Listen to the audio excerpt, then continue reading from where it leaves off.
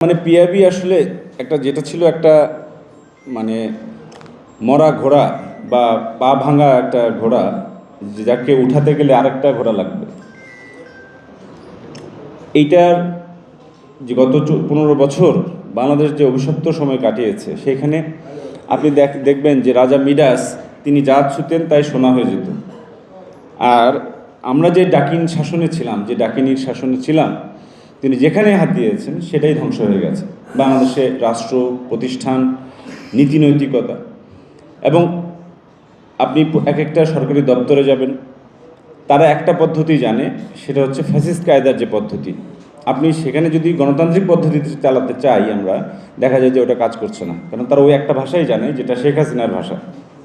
সরকার যদি এই সরকার হোক বা সেই সরকার হোক, সরকার যদি খারাপ করে সেটা বলতে আমার অসুবিধা নাই, এবং আমাদের প্রেস সচিব তিনি নিজেও বারবার বলেন যে আপনারা সরকার সমালোচনা করেন, কিন্তু যাচাই করে নেন আগে যে সরকার আসলেই ওই কাজটা করেছে কিনা।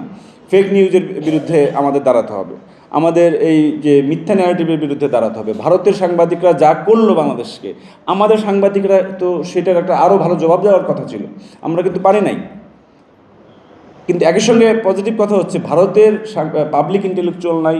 কলকাতায় যান, আপনি কোনো বুদ্ধিজীবী পাওয়া যায় না, শিক্ষক পাওয়া যায়, পণ্ডিত পাওয়া যায়, পত্রিকায় লেখার বুদ্ধিজীবী পাওয়া যায় না, যে জাতিকে পথ দেখাবে, মানুষকে সজাগ করবে।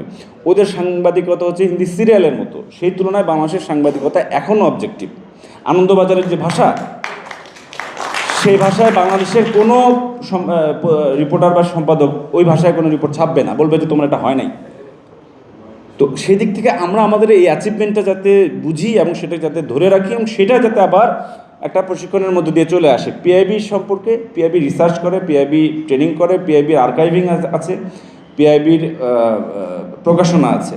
যে আজকে যারা আপনার প্রশিক্ষণ নিয়েছেন, আপনারা বুঝবেন যে প্রশিক্ষণ জিনিসটা কত। সেজন্য আমাদেরকে পড়ালেখা করতে হবে। আর আমি পিআইবির মহাপরিচালক করবেন, আপনাকে ধন্যবাদ জানাচ্ছি, আপনাদের টিমকে ধন্যবাদ জানাচ্ছি যে আপনারা চট্টগ্রামে একটা এই প্রোগ্রাম করেছেন। ফেডারেল স্টেট হলে কিছু পাওয়ার সাংবিধানিকভাবে ডেলিগেট করা থাকে, একটা সেন্ট্রালাইজড স্টেট পাওয়ার কারণে সব ঢাকা বেস্ট। ওখান থেকে ওই মার্কসের শুয়ে পড়া নীতির মতো, মানে 5 দিয়ে টানেন আর সুইচ দিয়ে একটু একটু পড়ে। চিটং হচ্ছে ব্যতিক্রম না, ঢাকা সব খেয়ে ফেলে, চিটংয়ে কিন্তু সুইচ দিয়ে যেটুকু পানি পড়ে এটুকু পাই আমরা। কিন্তু আমরা দাবি করি এটা ক্যাপিটাল সিটি, এটা second city, commercial important city, কিন্তু সাংবাদিকরা পিছিয়ে আছে, পত্রিকাগুলো পিছিয়ে আছে সুযোগ সুবিধার ক্ষেত্রে, অধিকারের ক্ষেত্রে, ট্রেনিংয়ের ক্ষেত্রে, ইফিসিয়েন্সি ডেভেলপমেন্টের ক্ষেত্রে, ফিনান্সিয়াল বেনিফিটের ক্ষেত্রে। এগুলোর দিকে আপনার জুরিডিকশনে যেটা পড়ে সেদিকে আপনি নজর দেবেন।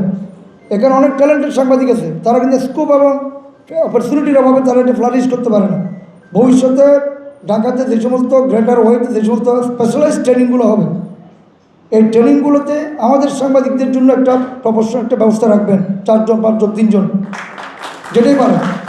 তো সবচেয়ে বেশি ভালো লেগেছে যে মানে যেহেতু অনেক দিন আগে পড়াশোনা শেষ, একাডেমিক, এবং এখন যেহেতু একদম ফিল্ডে কাজ করে, এটার সাথে যে সংযোজন, এটা আমার খুব ভালো লেগেছে। মাহমুদুর রহমান, জালালউদ্দিন